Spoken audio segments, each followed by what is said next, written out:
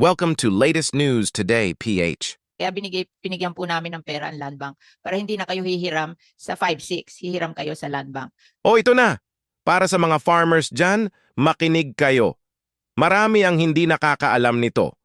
Kung kinailangan nyo talagang mangutang para sa inyong mga sakahan, mas mabuti na doon kayo humiram ng pera sa Land Bank o DBM dahil may budget ito para sa mga magsasaka.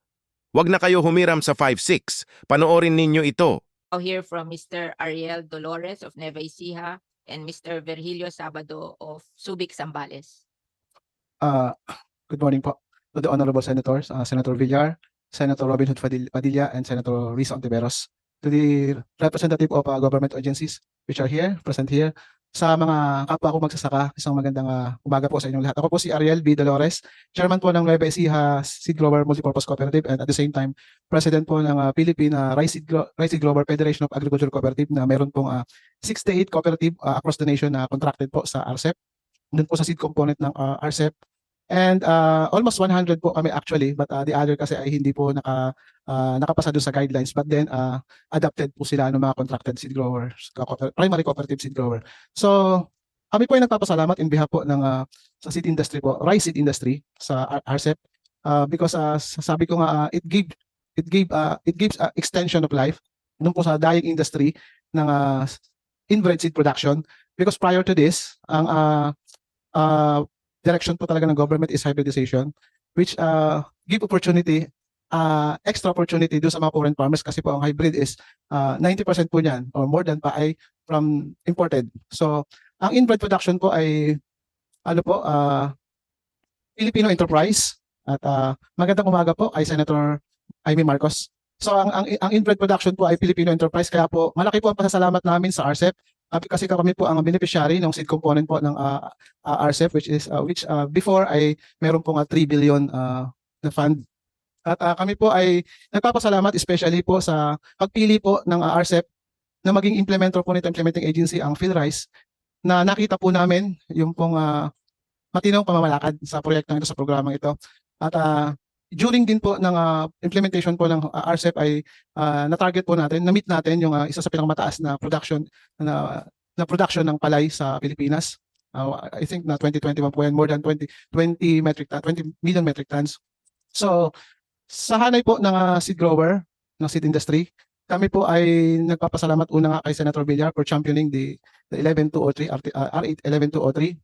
At of course, kami po ay sumusuporta pa rin doon po sa, bagaman sa House po ay 15 billion po ang ibinigay na pinopose na fund from the tariff. So kami po ay 15%. 15 billion. Yes, ma. 15 billion po. So we have heard kasi po na si Senator Villar is proposing 20 billion doon po sa RCEP. So kami po ay sumusuporta po doon, at of course kami po ay sumusuporta sa extension po ng RTL. So salamat po, at magandang umaga po sa lahat. We wish to recognize the presence of Senator Amy Marcos. Would you want to make an opening statement? Okay. Nais ko lang pong i-explain na the latest collection of tariff on imported rice is 30 billion. So gusto nating gawing base yun, yung 30 billion na yon, na dapat hindi na bababa to. If ever they will reduce the tariff on rice, the GAA will cover for the difference. So yun ang kausap ko ang Department of Finance. Yun ang napag-agrihan namin, that if they want to lower the tariff on rice, because that would bring down the Rice Competitiveness Enhancement Fund and the financial assistance to rice farmers owning 2 hectares and below. If ever that would bring down, then the GAA will cover for the difference, but the basis would be 30 billion. So nais ko ring ipaliwanag na pinili natin yung inbred rice seedlings for the Rice Competitiveness Enhancement Fund because inbred seed is produced by our local rice farmers. Yung ating national rice program, pinili nila hybrid seedlings na ini-import nila from abroad. But tayo sa Rice Competitiveness Enhancement Fund, pinili natin yung inbred rice seedlings to give livelihood to our local seed growers. Kasi gusto natin doble ang benefit, mabigyan yung mga rice farmers ng libreng seeds from the Rice Competitiveness Enhancement Fund at mabigyan din ng hanap buhay yung ating local seed growers na sila ang mag-supply sa ating PhilRice. Kaya pinupuri po natin ang ating PhilRice for doing the job well. O, sabi nga ng ating mga rice seed growers na natutuwa sila sa PhilRice and we're happy for that. So yung susunod pong magsasalita ay si Mr. Sabado of Subic, Zambales. Magandang umaga po sa atin lahat. Dito po sa lahat sa kagalang-galang ng mga senador, senador Ma'am Villar, senador Amy Marcos, at senador Rizal Tibero, at sa idol ko si Robin Hood Padilla. Ako nagpapasalamat po sa inyo at sa mga opisyalis ng DA na naimbitahan po rito upang humarap po sa inyo. Nagpapasalamat po sa Philmex dahil nakarating po sa amin yung demo po nila sa amin na palisikatan po noon na noong una tinatanggihan po namin dahil sabog ibinibigay lang sa amin binhi 20 kilos sa kalahati hektare. Sabi ko, hindi pwedeng kalahati hektare, 20 kilos lang. Sabi gagamit naman ng makina yung pang-spray ng palay. Sabi ko, kulang pa rin dahil 3 kaban yung sa hektare ang ginagamit ko. Sabi, makinig ka na lang, sabi na aming technician. Nung ginamit yung spreader po, maganda po yung kalahati hektare po, 20 kilos, nagkase po. Maganda pang kuwanda, nakatipid kami. Kaya ako nagpapasalamat sa Arcep dahil nabigyan kami ng magandang kung paano magsabog ng palay. Kaya ako nagpapasalamat din sa kanila dahil na may natutunan kami. Dahil yung dati naming kaalaman ay nadagdagan. Kaya ako nagpapasalamat sa mga bubo nito at sa ating mga butihing senador. Dahil sana matuloy-tuloy pa po ang pagturo sa amin. At sa Philmex po, ako nagpapasalamat din, nabigyan po kami ng mga equipment. Katulad po ng harvester at saka nagtatanim yung ng rice planter. Kaya lang may kulang pa. Yung hinihintay namin yung hahatak yung traktora, wala pa po. Dahil nung in-order namin, nagkuha kami nung 2022 po, hanggang ngayon wala pa. Kaya hinihintay po namin. Sana dumating natin po. Kaya mo po magandang umaga po sa natin. Salamat po. Pirme. Salamat po, Mr. Sabado. Ang susunod po ay yung Philmec on the distribution of farm technologies. Nandito po si Mr. Eulogio Federizo of the Santor Bungabong Agriculture Cooperative, Bungabon, Nueva Ecija. Is nating i-recognize si Mr. Eulogio Federizo. Salamat po, ma'am. Nagbibigay galang po sa ating senadora, Madam Cynthia Villar, kay Madam Amy Marcos, kay Idol Senator Robin Padilla, kay Ma'am Lisa Ontiveros. Saka lahat po sa mga government agencies, kapwa ko mga magsasaka, magandang umaga po sa ating lahat. Ako po si Eulogio Garcia Federizo, Chairman ng Santor Bungabon Agriculture Cooperative. Ako po yung founding chairman ng cooperative na nasa ngayon sa pang-8 taon na.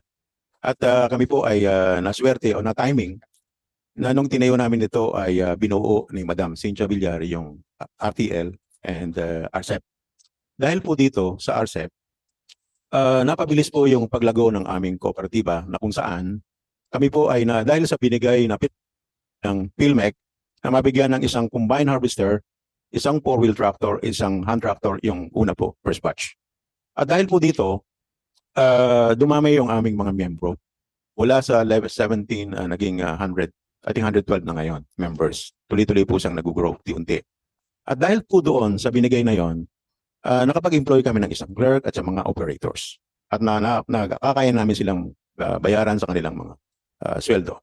At dahil din po rito, nakautang kami, dahil hindi po sapat yung ibinigay ng Philmec para serbisyohan namin yung tumataas na membro ng aming mga ng kooperatiba, naobliga po kami na mangutang o bumili ng una ay combine harvester through land bank. Na yun din po ay through Arcep. At 2% per annum ang interest. Maliit lang po kaya pinasok namin. And then the following year, nakita namin talagang mahirap pa rin. Dumalago yung aming kooperatiba, dumadami yung membro, pero yung aming makinarya hindi makasapat. So kaya naobliga, bumili uli kami ng isang 4-wheel tractor na kung saan inutang din namin sa land bank at 2% per annum. Kaya ito po napakalaking bagay na dahil sa Arcep, nagkaroon kami ng negosyo na kung saan yung naging farm machinery service provider kami sa aming lugar na kami naman po ay nagpapaupa ng mas mababang halaga. Kaya yung private service provider, naobliga sila na ibinababa rin nila yung kanilang upa dahil isa aming nagiging benchmark kami doon sa in terms of yung sa rental. At kahit sa ganun po, dahil dito nagkaroon na rin kami ng kaprasong lote na kung saan hinuhulugan namin sa kita, nanggagaling sa kita ng mga makinarya. Kaya po sa kami doon sa aming organisasyon ay nakikipag-collaborate sa PhilMec na kung saan ina-advocate. Ako mismo, by profession, by the way, ako po isang mechanical engineer, dating OFW for 18 years. Ang objective ko is tulungan yung mga farmers sa aming lugar kasi hindi naman kami kayang pasweldohin ng aming kooperatiba dahil maliit pa. Kaya tuloy-tuloy na pinapalago namin na sana kung maitutuloy at ma-extend yung RTL and yung RCEP. At sana po, hinihiling namin, sana, personally, hinihiling ko, madagdagan yung pondo upang sa ganon ay hindi lang makinarya ang maitulong sa amin, kundi yung, kasi ang pangarap ko bilang isang dating OFW, ay maging mechanized, matulungan yung mga farmers sa aming lugar mula sa land preparation hanggang maging bigas siya ay mechanized. Maging modernized para sa ganun makadikit mo lang tayo. Kung hindi man natin masurpass yung ibang bansa, ay at least makadikit tayo. At maging daan din para sa ganun yung ini-import na ng mga bigas baka dumating ang panahon, mabawasan. Kung hindi man maitigil. So with that, kung madadagdagan yan, sana by the way, ang land bank ay sabi ko kasi, ma'am, pinautang nyo kami. Paano namin i-operate yan?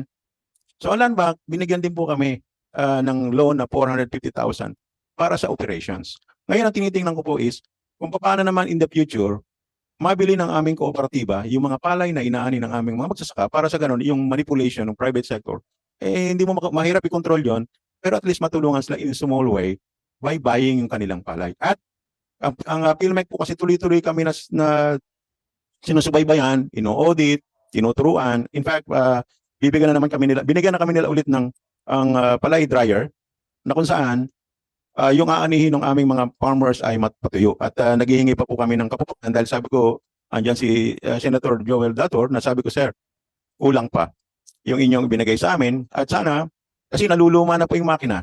So kailangan po madagdagan. Sa hiling namin is, una hindi lang ma-extend yung RCEP, kundi madagdagan ng pondo upang sa ganun, hindi lang makinarya ang maibigay sa mga magsasaka, kundi yung financial support to run yung business. Ilang po, maraming salamat. Maraming salamat, Mr. Federizo of Bungabon Agriculture Cooperative. Nice ko pong i-explain na talagang binigyan namin ng pera ang land bank para hindi maging victim ang farmer ng 5-6. Kasi mabigat yung 5-6. Sabi nila, 5 pesos today, babayaran mo ng 6 pesos after 1 month ba? O after 1 month? That's 20% a month. Kasi 1 peso over 5 pesos is 20%. So that is 240% a year, di ba? Kaya hindi kaya kitain yun. Kami po may malaki kaming kumpanya, yung kumita kami ng 20% a year, happy na kami. And how can a small farmer earn 240%? Kaya binigyan po namin ng pera ang land bank para hindi na kayo hihiram sa 5-6, hihiram kayo sa land bank. Nung una pong ini-implement yung RCEP, sabi ng land bank, wala daw nahiram sa kanila. Sabi ko, talaga ang mga farmer, hindi kayang manghiram sa bangko. Hindi sila marunong yan. Ipahiram nyo sa co-op ng kasi anyway, bigay lang ng gobyerno yung pera sa land bank, wala po silang cost of money. Kaya ang sisingilin lang sa inyo yung cost of overhead nila, which is 2%, kaya 2% pinibigay nila. Pero ang ating co-op ng farmers can pahiram sa mga farmer. Kahit magdagdag pa yung co-op ng farmers, mura pa rin. Kasi kahit magdagdag kayo ng 8% plus 2%, 10% pa rin. Mura pa din kesa dun sa, that's 10% a year. Mura pa rin kesa dun sa 240% a year ng 5-6. Kaya yan po ang reason why ibinigay namin yung additional pera sa Land Bank at DBP para tulungan kayo na hindi na kayo maging victim ng 5-6, kundi manghiram kayo sa land bank. Kung yung mga farmers hindi kayang manghiram sa land bank kasi maraming arte, di yung co-op ng farmers marunong. And pagpapahiram nyo sa farmer, wala nang papeles dahil member nyo naman yung farmer. Alam nyo ang capability, kilala nyo sila, so mapapahiram nyo sila at kasosyo ninyo sila sa co-op. Kaya stockholder nyo sila, kaya kayang-kaya nyong pahiramin. At saka yung mechanization, nais ko pong sabihin sa inyo na hindi lang ibibigay sa inyo is tractor, transplanter at harvester. Sinabihan ko sila na bigyan din kayo ng dryer at milling. Para ang product nyo, hindi na palay. Ang product nyo rice. Tapos kayo ng co-op ang magdadala niyan sa retailer o sa supermarket at saka sa mga nagtitinda sa palengke o kayang-kaya niyong gawin katulad mo, ikaw ay isang engineer na matagal na OFW. Kayang-kaya mo 'yang gawin in behalf of your member farmers. Ipagsasama-samahin niyo lang yung inyong harvest at kayo na magdadala. Nang sa gano'n, murang makakarating sa consumer and at the same time mas malaki ang kita niyo.